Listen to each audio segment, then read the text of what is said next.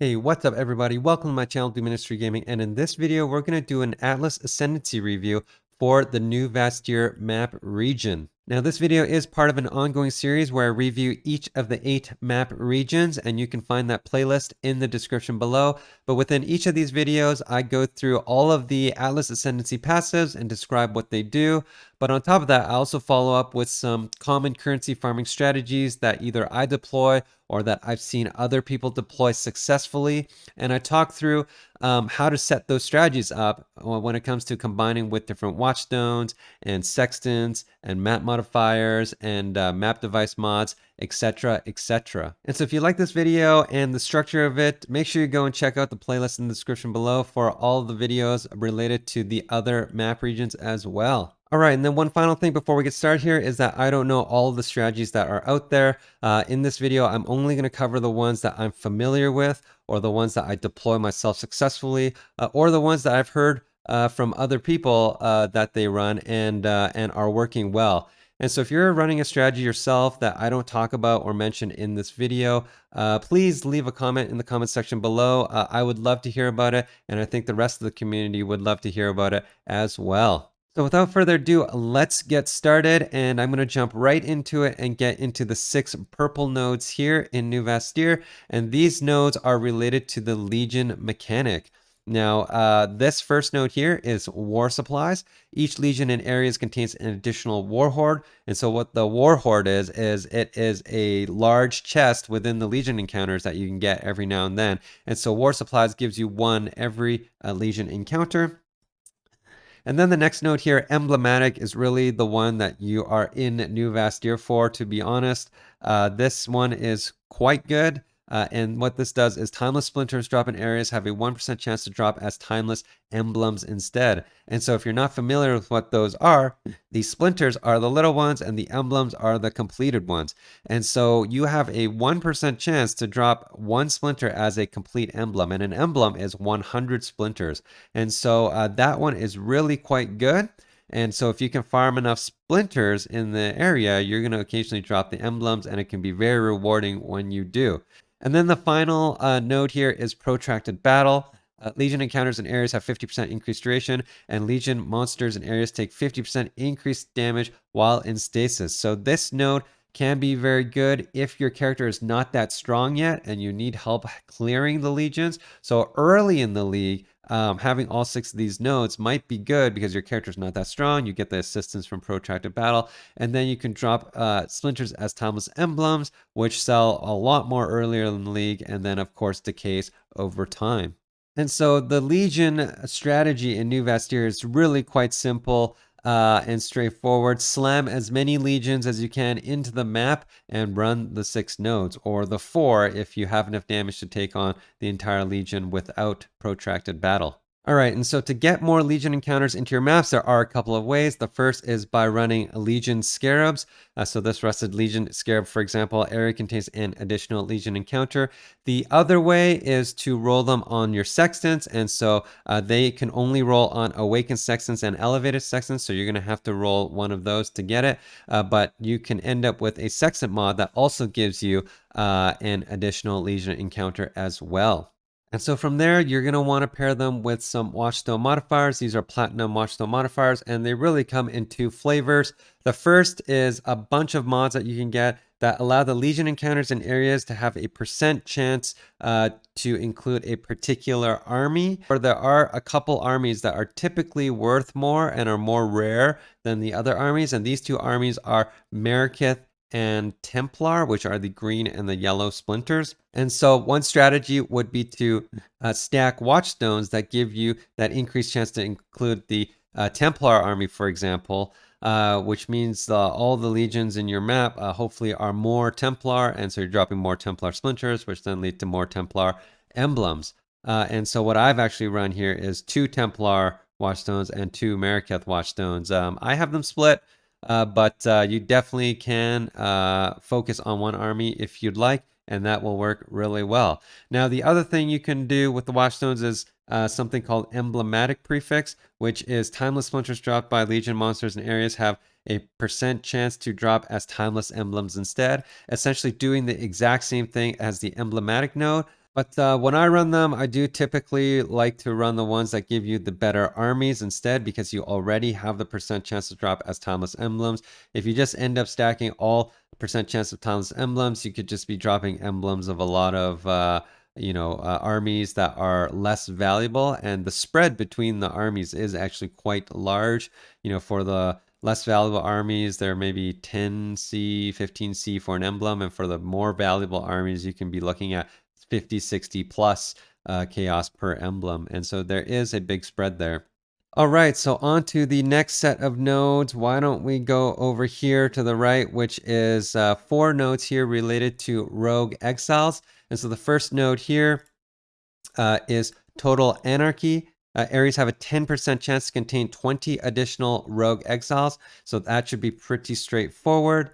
And then the next one here is Rogue Trader. Rogue Trader does wild rogue exiles in areas have 50% chance to have additional rewards. Rogue exiles have 100% more maximum life. And so as you can see, there is a chance that your 20 rogue exiles can also have 50% chance to have additional rewards.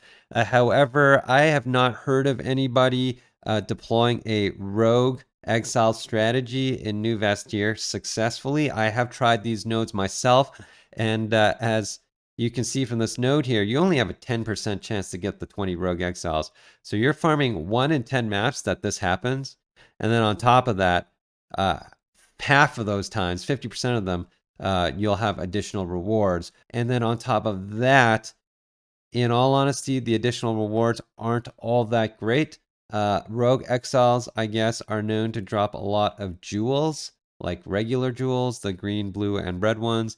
And so if you're farming jewels, I guess this might be okay to target, but 10% chance to get the 20 is very rare. I mean, that's a lot of rogue exiles, but the chance to see it is just quite low. And like I say, I haven't seen really anybody embark on a successful strategy doing it. So if you have, make sure to leave a comment in the description or in the comment section below and let us all know how that goes. Now, there are some watchstone modifiers related to rogue exiles that you could run, but it is hard to see if really there is a good strategy pairing here that would be worth running. But anyway, I'll go over them anyway. Platinum Watchstone, you can run the Anarchic prefix, which is areas have a percent chance to contain an additional rogue exile, which would not really matter to total anarchy. But I guess those additional rogue exiles will have the 50% chance to have additional rewards. Those one particular rogue exile that might spawn. Now, the other prefix you can roll is Possessed, which is rogue exiles have a percent chance to be possessed by a tormented spirit. And so that could line up with total anarchy okay. You have the 20 rogue exiles that you can get, and within those 20, each one of them will have some percent chance to be possessed by a tormented spirit. Now, tormented spirits themselves aren't that great either. And so, within your 20 rogue exiles that you might spawn 1 in 10 maps, you'd have a percent chance that some of those will be possessed by the tormented spirits. And what the tormented spirits will do is they will cause the rogue exile to drop 3 additional rare items, because rogue exiles are, I guess, unique monsters. And so, you'll get 3 additional items every time that happens. I guess there might be potentially, just thinking off the cuff here, a strategy you can run if you run sort of Elder Influence maps, high eye level, and you spawn the Rogue Exiles that are possessed by tormented spirits that will drop additional rare items that could be Elder items. But that is quite a long shot in my opinion as well. 10% chance to get the 20, and then a percent chance of that to get tormented spirits, and then a percent chance of that to get the rare item drops to be elder drops. So I'm not personally convinced that there's much going on here, but like I say, if anybody has a good strategy, let us know. All right, on to the next 4 nodes on the left here in the green. These are related to the Abyss League mechanic. And so the first one here is Abyssal Army. Abyss monsters in areas grant 50% increased experience, and abysses in areas spawn 100% increased monsters. And so that should be pretty self-explanatory. More monsters, more experience. And then the next node here, Votive Horde. This one, Abyssal Troves and areas have 20% chance to drop a rare item with an Abyssal socket. So for example, like a rare gloves with a socket. And then Abyssal Troves have 200% increased quantity. Now these nodes here are potentially a little underwhelming as well, especially if you are farming Abyss in particular. There's probably some better options in Turn's End here, which is another video, so check that out. But anyway, the strategy here, again, another one that I haven't really heard of anyone doing or have done successfully. But if I were to try to put one together in my mind and try, it would be to farm items that have an Abyssal socket. Now, I don't know the market value of those items too well, so I don't know if there's actually a quote-unquote business case to do it or not. But that would be the strategy that I would go with, and that would be for Votive Horde here. That gives you 20% chance to drop a rare item with an Abyssal socket, and then you would run them in conjunction with some Watchstone modifiers. There are some Platinum Watchstone modifiers for Abyssal Troves, and the one that comes to mind is Cavitus, which is Abyssal Troves and areas have 2% chance to drop a rare item with an Abyssal socket. So 4 of them would be 8, with Secret Stones would be 10, on top of the 20% chance in Votive Horde. You'll get that sort of 30% chance to drop a rare item with an Abyssal socket. That is really the only strategy that I can think of doing this. The Troves themselves also give increased item quantity, and so, that could be okay if you're looking for loot explosions, or if you're looking to farm Abyssal Jewels as well. So that could be a good way to do that. But that's what I would think that you would want to run these nodes with. But again, no confirmed cases of a very profitable or successful strategy here.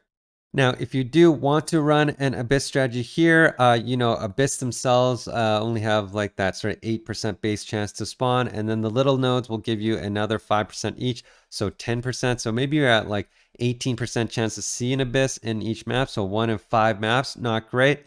And so as usual, I would recommend, of course, forcing the mechanic to spawn if you're going to run a particular strategy around it. And so you can force Abysses to spawn by running Abyss Scarabs. There's one here. Rusted gives you 1 additional Abyss, as does Polished. But the Gilded, if you want to run even more, will give you 2 additional Abysses. Now, the other way you can force an Abyss would be just like Legion, which is running a Sextant modifier. And Abysses can actually spawn in both the Prime Sextants as well as the Awakened and Elevated Sextants. And so it's a little easier to get than Legion. And each one of those will give you 2 additional Abysses if you get the Sextant roll. And then finally, I'll go over the last 6 nodes in New Vastir, which are these ones here, and they are related to the Delve League mechanic, or the Niko missions. And so the first one here is Mad Devotion, which is a pretty standard master mission Atlas Ascendancy node. Completing Niko missions in areas grants favor, and areas have 10% chance to grant additional Niko mission on completion. So the favor and the additional master mission of that type. Now, from there, you go into Sulphite Sentinels. Sulphite veins and chests in areas are guarded by Sulphite hoarding monsters. Now, I'm not a Delver myself, so I never touched the Delve nodes.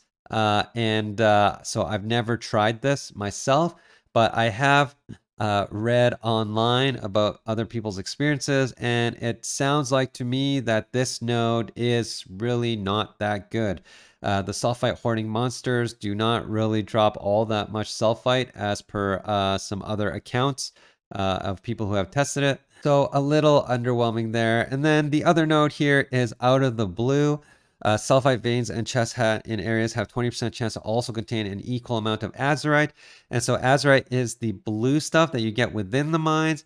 And I don't really know of a functional way to really use this node either. 20% chance is quite low, and if you were to farm Azurite, why wouldn't you just be in the mine? So I'm not convinced about this node either. And so it seems like to me the Delve nodes are just maybe a little underwhelming, and then even the little nodes, a 3% increased Sulphite up to the combination of 9 if you grab all 3. it just doesn't seem all that great to me. And so I'm not familiar with any particular strong strategies around farming Niko. But as always, I will go through some watchstone modifiers that you can pair this up with if you decide to run some kind of Niko strategy here. And the first that comes to mind is titanium watchstone and titanium watchstone modifiers, which give you the percent chance to get Niko mission to stack with Mad Devotion. And so really to farm the Niko missions in New Vastir and maybe use them elsewhere like Lex Proxima. Now, the other watchstone modifier that might be useful here is Pact, which is veins and chests and areas have a percent chance to contain double Sulphite, which of course, if it has double Sulphite, then it will also have double Azurite, so you can stack that with Out of the Blue. But again, that 20% chance just doesn't seem all that crazy to me. All right, so that is about it for New Vastir. It's kind of underwhelming in 3.14, unfortunately. And so when it comes to my preferences, the first and foremost is absolutely the Legion nodes and Emblematic. If I were to farm Legion, New Vastir is still the place to be, even compared to Glennick Cairns, which is the other Legion region. I absolutely would prefer to run them in New Vastir. Emblematic is quite nice, and when you combine them with watchstones that change the army type or give you the chance to get the rare armies, you know, having those drop as full emblems feels really good when it happens. And so these are pretty nice notes. And like I say, early on in the league, if your character's not quite as strong yet and you need that assistance, Protracted Battle is really not a terrible node to grab. It really just helps you clear that whole legion, which of course adds a lot more value. Now, from there, what do I prefer next? I mean, really, almost everything else in New Vastir sucks. That's my opinion, of course. But I'd say if I had to, the Abyss nodes would be sort of my second preferred nodes to run here. To get some rare items with Abyssal sockets, as well as 200% increased item quantity on the loot explosion is not all terrible anytime you can get it on any loot explosion. And so I'd definitely say Abyss would be my number 2, and then the third would be the rogue stuff. Again, I tried it, not really that good, but this would be number 3, even ahead of the Sulphite, which I just don't even understand, to be honest, why these are as underwhelming as they are. Anyway, that's it for this video, guys. Thank you so much for watching. I hope you enjoyed it, even though the region is, I would say, a little underwhelming compared to some of the other ones I have videos out for already. But I hope you enjoyed it nonetheless. And if you did, please like and subscribe. I also stream on Twitch Tuesdays, Thursdays, and Saturdays. Times are in the description below. Thanks again, and I'll see you next time.